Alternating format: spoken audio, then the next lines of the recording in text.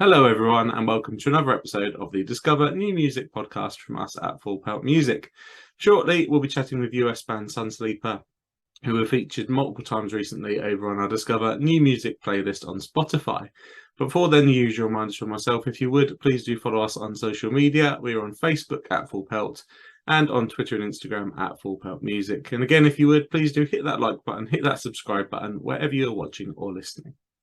Well, welcome everyone to the Discover New Music podcast from Full Pelt Music. Absolutely delighted today to be joined by Jeff from Sunsleeper. Welcome, Jeff, to the podcast. How are you doing today?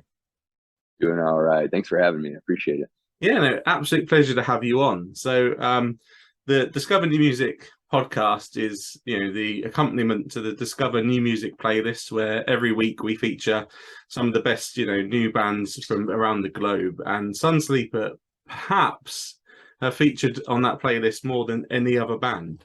So yes, all the singles that have come out in the lead up to While You Can, your latest album, we've really enjoyed and featured them on there. So the podcast, normally follows a set structure. So we'll start with the first section in just a moment, and then we'll get on to discussing the song that is featured on the playlist. We'll pick two out of the singles that have come on, and we'll talk about them in just a moment. But first of all, the first section of the podcast is what we call the origin story. So again, it's the Discover New Music podcast. It's for listeners to hopefully discover artists and bands that they're not familiar with. So as an introduction, what is the origin story for Sunsleeper? How did you arrive at the position you're in now? Cool. Well, being in the Salt Lake scene, playing music, everyone kind of knows each other. And I had an old band that was playing locally in Salt Lake, and we played a few shows with a band called Sights, and just kind of became mutuals with them. And then once my original band broke up, just kind of looking for new people to collaborate with. And I hit up, via a friend, I hit up the drummer of Sights, Scott, and see if he'd be interested, and just create a sound. Really didn't even have an idea what sound or genre or like what would happen. Just let's explore music together and kind of assemble some people. And so we kind of spent a year in the dark, just trying to find sounds, cycling through different ideas and even different members at the time before we even had a band name. And yeah, long story short, Scott and I stuck with it. We had a few member changes throughout the years, and coincidentally, the bassist of Sights ended up becoming our bassist a few years in. So it's kind of a cool little situation that happened there. But yeah, I was just kind of basically wanted to explore a new sound, a new band, a new project, and found like-minded individuals over the course of several years. And here we are. Yeah, here we are. And clearly it's gone very well because you've just released your second album as Sunsleeper. So we'll get to that in a moment. But as I say, the podcast at this stage, we talk about the song that we've picked for the playlist. Of course, as we say, we've featured quite a few actually Sunsleeper songs over on the playlist. So I've cherry picked two that I'd like to talk to you about. And the first one is a recent single of yours, Quitter. What can you tell us and listeners that have checked out that song on the playlist? What is the song about, and how did that song come together for you? Yeah, absolutely. It's one of my favorites. That one came about. So our guitarist Cody, he almost always would sound check with a couple of his own riffs throughout the years of touring with him, and that was one of the Quitter riffs he'd always be sound checking with. And so it always gets stuck in my head, and like he wouldn't really talk about it too much. We just hear it. And at one point, we're like, "What is that? Did you write that?" Or like, "What is that?" He's like, "Yeah, it's mine." And so we workshopped it together during the pandemic. I'd say toss a capo on it, or drop tune it, or let's add this lead and see what happens. Yeah, it kind of became this new thing that it is now. But I just love that we've been hearing it for like years as he would sound check with it, and I'd be like, oh yeah. But yeah, it's like one of my favorite songs thematically. It hits home. It's kind of a song about the arduous nature of tour life, but also not really envisioning a life without that. So just kind of double-edged sword of you're tired, you're miserable, you're broke, you're away from home, I miss my wife, but at the same time, I can't see a form of me that doesn't include being on the road and playing music, and I don't know, just that live expression. It's nothing really like it, but yeah. And then there's just some tongue-in-cheek stuff tossed in of comparison games and like advice we've been given. Just it's meant to kind of be a tongue-in-cheek song about you love it but you hate it kind of vibe. Yeah, no, definitely. And clearly, obviously, you've touched on the pandemic slightly earlier, and, talking about not being able to tour. I mean, with the song being written during, those years, obviously was, the feelings you were feeling while sat at home, obviously, that's what you've put into the song, I'd imagine. Yes, exactly. Yeah, just reminiscing the Yeah. good and the bad times. I can't tell you how many hours I'd spend just going through like Insta archive stories or Snapchat Yeah. stories of just antics that we'd have on tour during the pandemic. Screen share it, make my wife watch. Check this out. She's like, "Okay, cool. Yeah, it's great. You were in Minneapolis. That's cool." But yeah, I don't know. Tour's just such a special thing that you kind of have to be there to get it or experience it in one way, shape, or form to understand like how hard it can be, but how also very fruitful it can be. Sure. Yeah, no, certainly. And, it is a fantastic song. And obviously, listeners, make sure you're checking that out on our playlist, or, of course, anywhere. You stream it on all the popular streaming sites and on YouTube and all those places, as you can with another track of yours that we've picked. So Currents was a single from about 5 months ago, I should imagine now. So again, similar sort of question to that one, because that's one that we particularly enjoyed. What are the themes behind that song, and where did it come from in the first place for you? That's a cool one. I like that. We that one. A lot of our songs will start sonically. We'll start musically, instrumentally, and then let the tonality of the song influence the context of the lyrics. A lot of the times, I'll have a bunch of different folders of lyrics just kind of compiled by themes, and then after listening through a demo you go, oh, this kind of has this undertone. With this one specifically, we had a structure of the song, but we didn't really even have a bridge going into the studio, and the BPM of the song was a little bit quicker. I was having trouble really attaching a theme to it, and then once we got in the studio, our producer Brett said, let's slow it down, let's drop it, let's make it a little more vibey. I'm like, okay, that sounds cool. And then after that, it kind of clicked. It was actually our bassist Jacob said something to the effect of, the song kind of has this repetitious or secular undertone to it, which could be cool to play off lyrically. And I was like, oh, that's really good, because obviously the pandemic happening and all that, we recorded in 2020. Life felt kind of like stuck in a cycle even before that, but just very routine based, no change, and no real knowledge of if we would be able to do anything afterwards, so yeah, we just leaned into that, and I kind of used water and like the ocean as a metaphor for things that kind of go in cycles, and waves and troughs and the tides and etc. But yeah, I was excited about that one because Jacob, our bassist, was the one that influenced the direction of the lyrics. So yeah, he can write some lyrics. He actually contributed some lyrics on Quitter as well. I forgot to mention. Yeah, no, excellent. Yeah, real team effort, and the end result is a fantastic song, which again I implore listeners to check out, and listeners also to check out the video for the song, which they can obviously find on YouTube. So the song works really well, and the video fits the song really well, I thought, as well. So what can you tell me about the concept behind the video and how the video came about for the song? Yeah, similar. We want to lean into the routine or stuck in a cycle. My wife, Megan, actually directed it, and conceptualized with me and a couple friends, Jordan Talley, who more on God, he ended up editing it. But yeah, we three, I think even Tyson might have weighed in, but there's like three of us. Megan and I kind of presented the initial narrative, and then we figured it out from there, kind of on the set a lot of the time too. But yeah, it was a lot of fun. It was really cool to Yeah. see my wife like just killing it. She does video and photo and all sorts of stuff for her day job. So it was cool to get to collaborate her in that way. And she Yeah. did such a good job. We did the next video with her too. We did Stay Home. Yeah, which is a lovely story, and great that you obviously are able to do that. And yeah, you must be really proud of her, because it is a fantastic piece of art. The video and accompanies the song really, really well. So again, listeners, definitely check that one out. And something else that listeners need to check out, then we've touched on it, is your second album is out. It's come out a few days ago. It's called While You Can.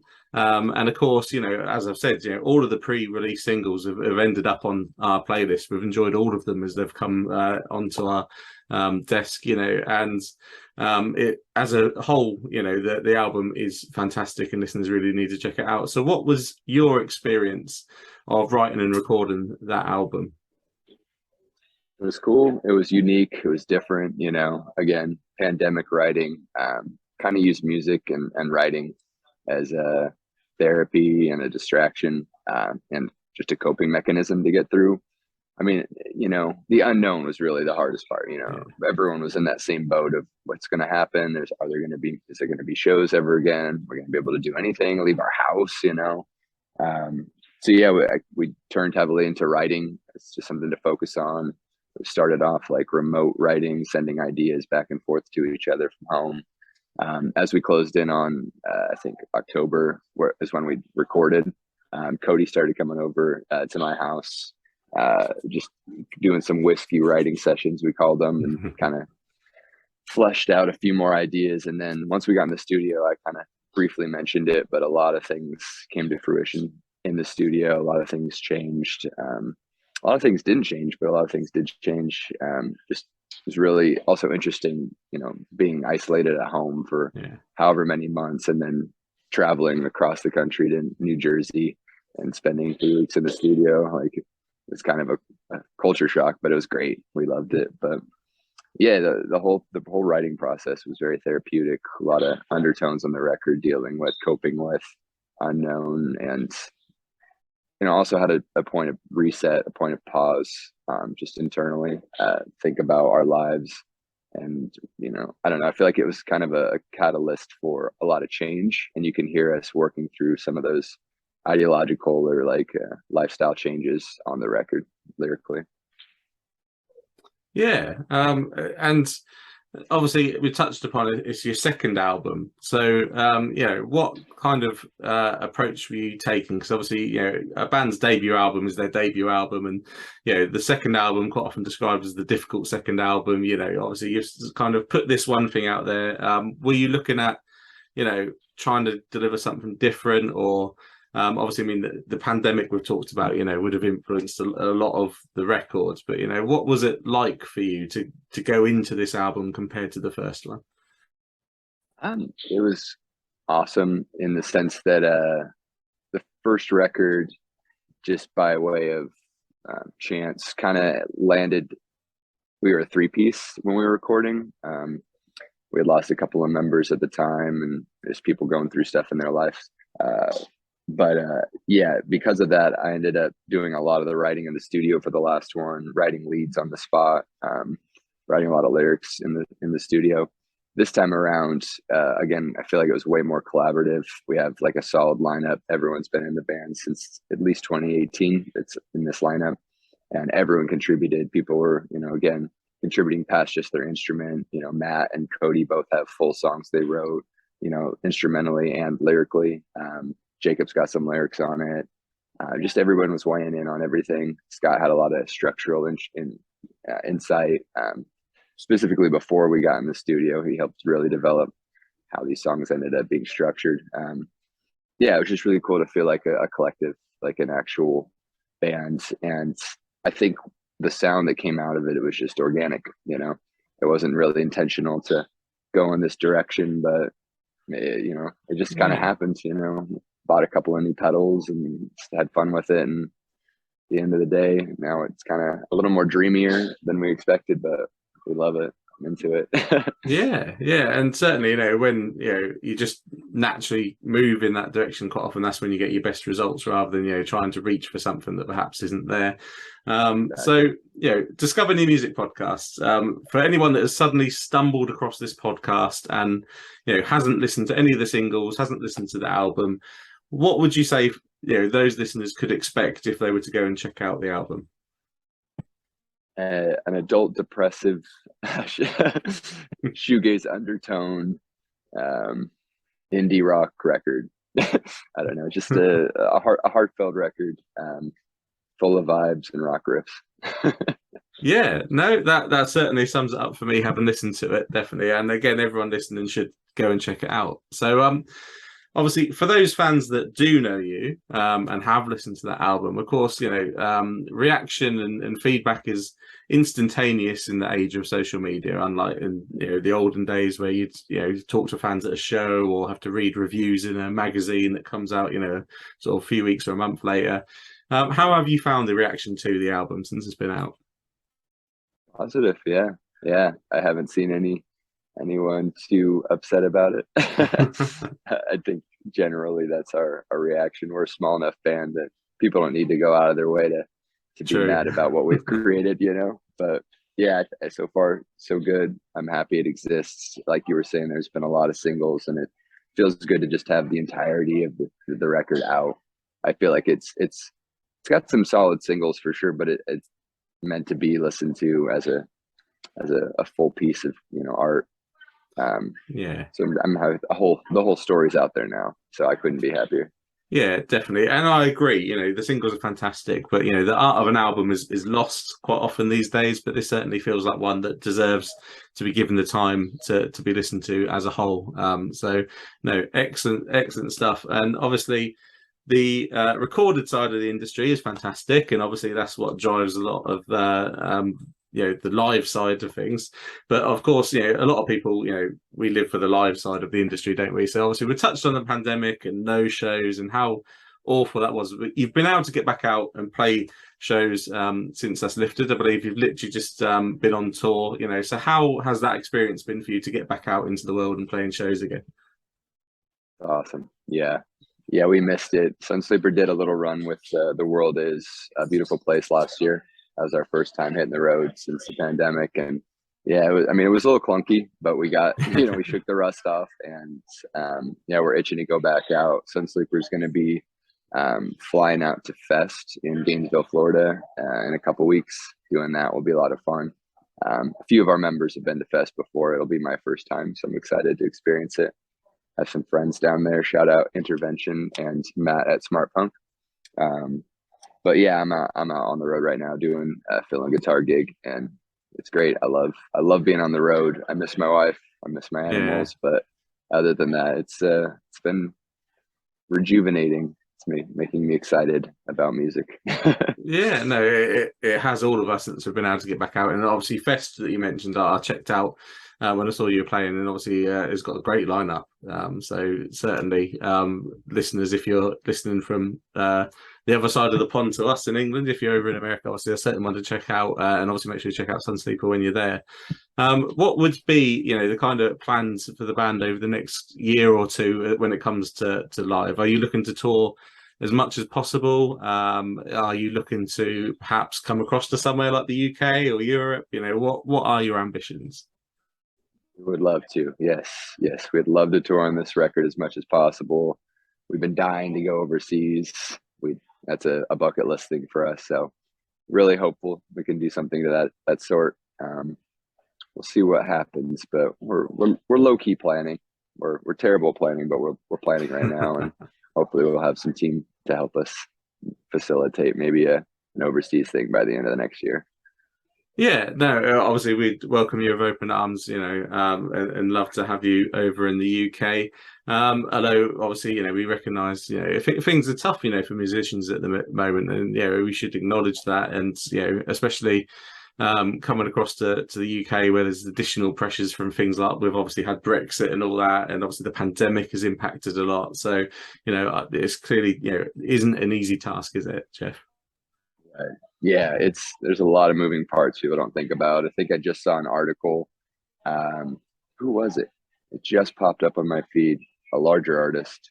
Anyways, they had an entire UK tour booked, and the headline was, fiscally, this is just not a viable option for us right now, and that's a big band, Yeah. And as you start hearing about things like that on the back end, I work a little bit in the music industry back in Salt Lake, and yeah, just understanding the ins and outs and how much money and time and effort, blood, sweat, and tears goes into it, and how oftentimes international bands, whether they're going across the pond or you guys are coming over here, you're losing money a lot of the time. Yeah. It's often structured into the deals of just like, you go into it knowing like you're going to come out at a deficit, and like that's fine. I feel like a lot of bands, especially like us in the beginning, are cutting your teeth and you're coming out, at a deficit or like breaking even. But on a larger scale, it's a little bit harder, to go into it knowing it. I don't know. Yeah. The psychological,